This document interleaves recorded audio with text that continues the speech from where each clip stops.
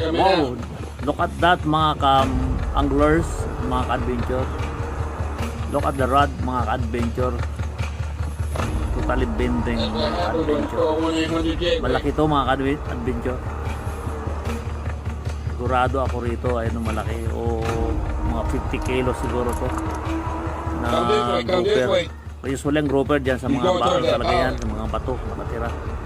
So sa tingin ko grouper to mga ka-adventure. So stay tuned lang mga ka-adventure at It's a fight, but it'll be worth it. Yung mga pangyayari sa mga susunod na minuto. So yun, maraming mga usisero, mga ka-adventure. Ayan mga ka-adventure, nakikita na, naaninang na. Malaki ng grouper mga ka-adventure. Sigwintahin to o baka lampas pa mga ka-adventure. There it is. Wow, grabe, giant grouper na ito mga ka-adventure. Panalo. Peace on.